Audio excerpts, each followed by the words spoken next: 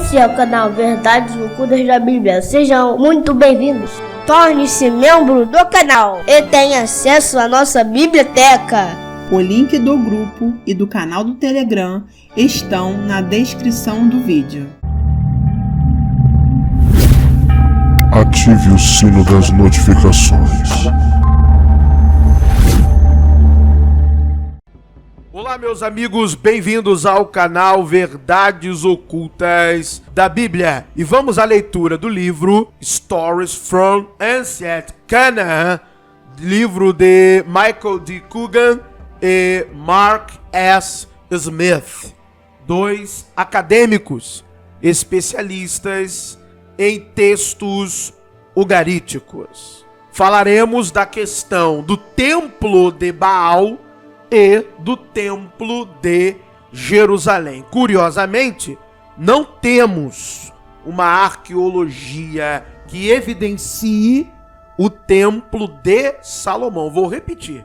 Não temos arqueologicamente nada que evidencie o templo construído por Salomão. Aliás, não temos nada que evidencie o Salomão em si bíblico, inclusive o Davi bíblico também. Não começa com essa história de Estela de Tel Dan. Já falamos exaustivamente acerca desta temática aqui no canal. Qualquer dúvida, assista vídeos anteriores em relação a este tema, Estela de Tel Dan. Veremos aqui claramente as relações que há entre os textos ugaríticos e os textos bíblicos acerca de uma construção de um templo ao Deus bíblico Iavé. Você irá se surpreender com tudo aquilo que será demonstrado no canal através destes especialistas.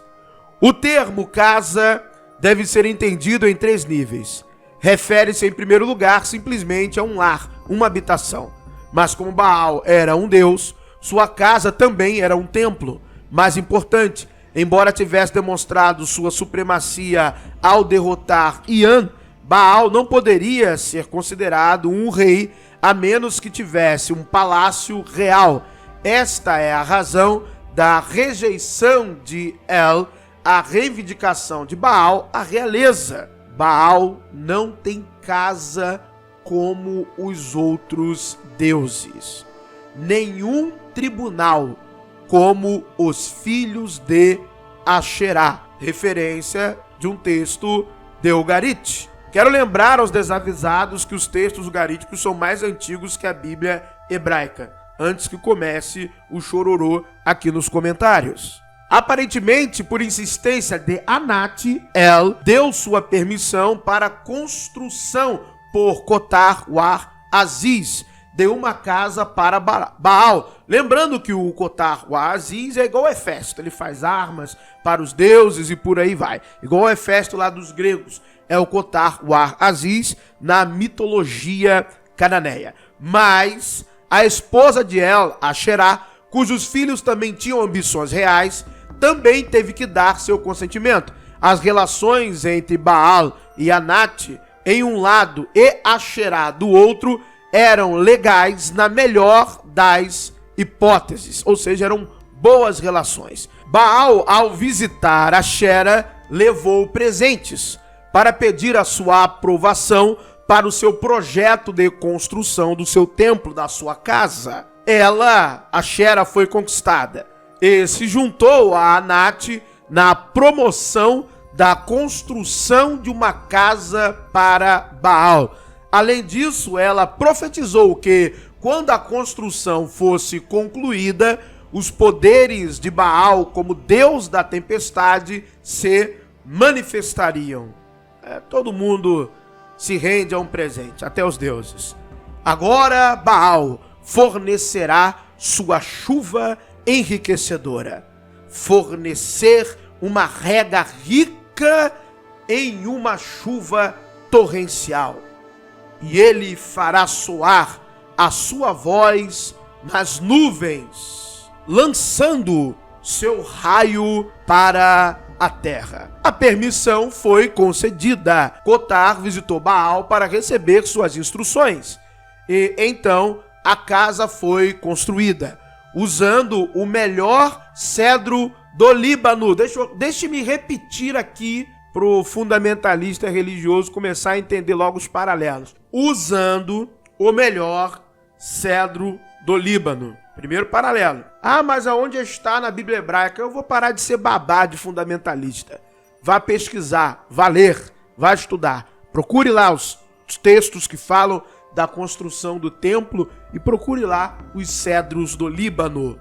Bem como ouro, também foi utilizado na construção do templo de Abraão, prata e especiarias. Numa alquimia inversa, os preciosos materiais de construção transformaram-se em blocos e tijolos após 7 dias de cozedura. Baal celebrou a construção de seu palácio, convidando os deuses para um luxuoso banquete. Leitores atentos podem ficar intrigados com as descrições dessas linhas dirigidas a Baal. Chame uma caravana em sua casa, suprimentos dentro de seu palácio e construa uma casa de prata e ouro,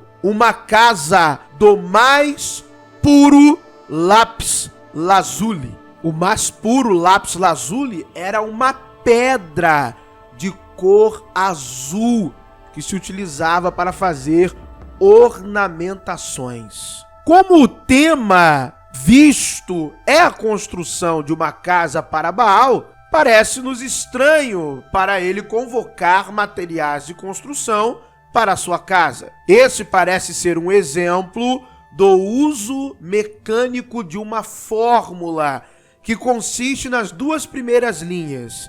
E a inconsistência causada por seu uso aparente não incomodou os cananeus. A construção de uma casa para o vitorioso deus da tempestade também é a sequência da derrota de Tiamat por Marduk no Enuma Elish, ou Enuma Elish. Todos os deuses trabalharam durante 1 ano para construir o templo de Marduk. Exage lá no coração da Babilônia. Quando o seu trabalho terminou, eles se sentaram para um banquete oferecido por seu novo rei. Deixa-me falar aqui logo rasgadamente. Banquetes são sacrifícios aos deuses. Eu acho que não precisa ficar explicando tanta simbologia e mitologia a todo tempo, mas vai que um fundamentalista religioso está também acompanhando esse vídeo aqui. Banquete para os deuses são sacrifícios. Agora você entende aquele monte de sacrifícios no templo de Salomão? Não sei quantos mil bois. Não sei, é um banquete para quem? Para os deuses, exatamente. No caso ali, vamos dar uma monoteísmada. Vamos levar para o Yahvé. Mas Yahvé come muito, né? Tanto sacrifício, tanto boi, tanto banquete para Yahvé. Vamos continuar aqui então. A posse de um palácio era, portanto, uma prova de status real. E é por isso que é enfatizada em Baal.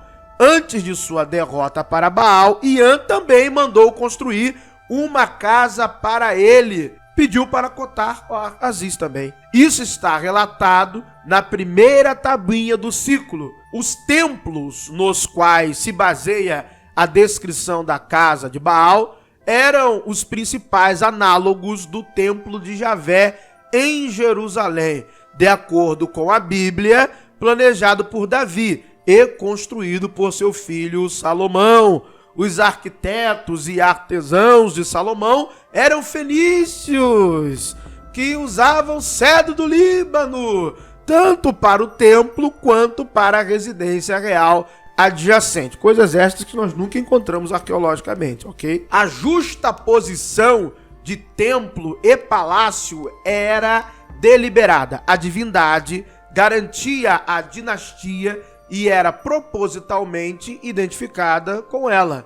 Essa adoção da teoria e prática cananeia na casa do Deus de Israel, foi responsável pela oposição profética ao templo desde antes de sua construção e até os últimos dias de sua existência. Agora, meu querido, você entende, aliás, o leitor atento, né? O leitor crítico, o verdadeiro estudioso da Bíblia, agora você entende o porquê que é esse jogo, constrói ou não constrói. Eu não habito em templo feito por mão, mas eu abençoo a casa que tu faz em meu nome, ou virei nesse lugar, mas não estou aí, desço na nuvem, e você agora entende. Assim diz o Senhor, 2 Samuel 7, 5 a 7. Você construiria uma casa para mim? Interrogação. Não morei em casa desde o dia em que tirei os israelitas do Egito até hoje, mas caminhei entre eles com uma tenda como meu lar divino. Em todos os lugares por onde andei com os israelitas, alguma vez eu disse a um dos líderes de Israel, a quem ordenei que pastoreasse meu povo Israel: por que você não construiu para mim uma casa de cedro? Ou seja, há alguma solicitação dessa? Apesar dessa resistência conservadora, o templo foi construído. E em sua dedicação, Salomão orou a Javé, de acordo com a narrativa bíblica, usando palavras que poderiam ter sido dirigidas a Baal. Inclusive, palavras que são oriundas do ciclo de Baal. Vamos falar a verdade. Dá a chuva à terra. Isso é pedido a Baal há muito tempo, muito antes de ser pedido a Javé. Que desce o teu povo como sua herança. Quem dá a chuva, de acordo com os textos ugaríticos, é Baal. Depois que ele vence Mote, vence An, ele agora é o cara da tempestade, ele agora é o cara que dá a chuva, que traz a fertilidade para a terra.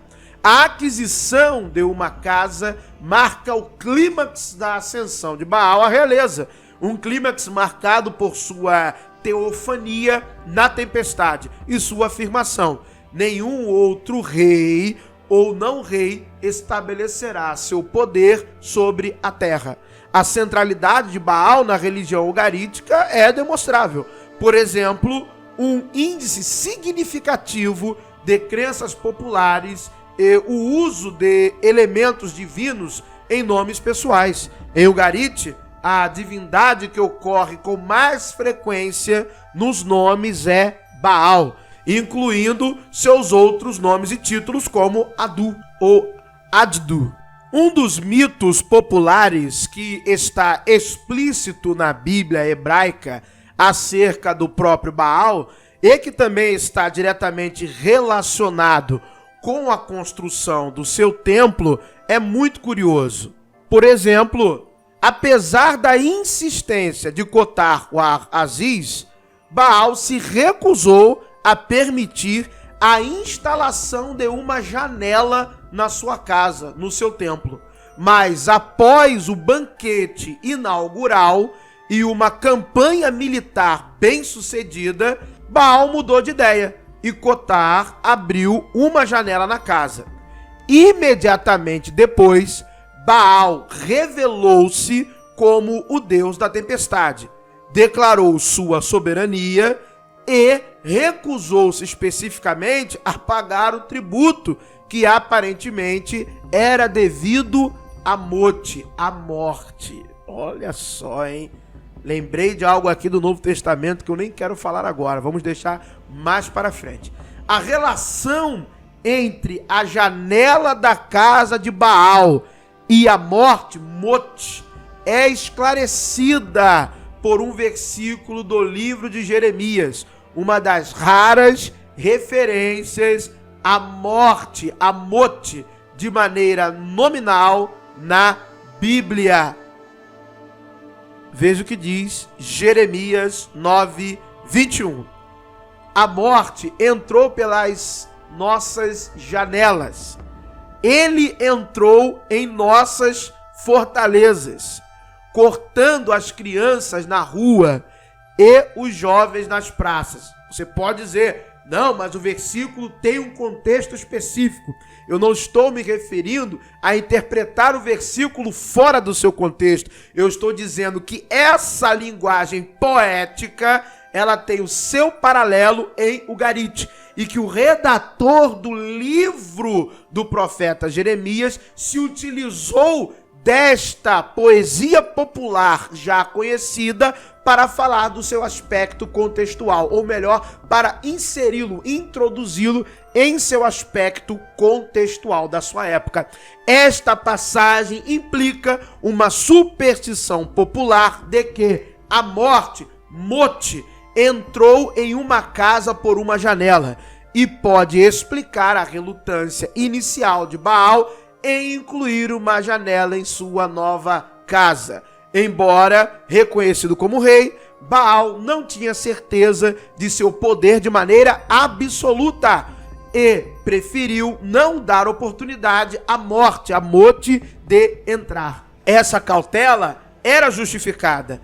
Depois de sua teofania, Baal tornou-se mais ousado e precipitado e enviou seus mensageiros para informar a Mote, a morte, sobre a construção de seu palácio e, presumivelmente, de sua recusa em pagar o tributo. Se você já leu o ciclo de Baal, você sabe muito bem, claramente, como foi dito até nesse vídeo, que Baal venceu a morte com a ajuda de Anat. Com a ajuda de Anat, venceu Ian, o mar, e venceu a morte. Lembre-se do que está lá no Apocalipse, né? Que o mar e o inferno, a morte, o Hades, devolveram os seus mortos.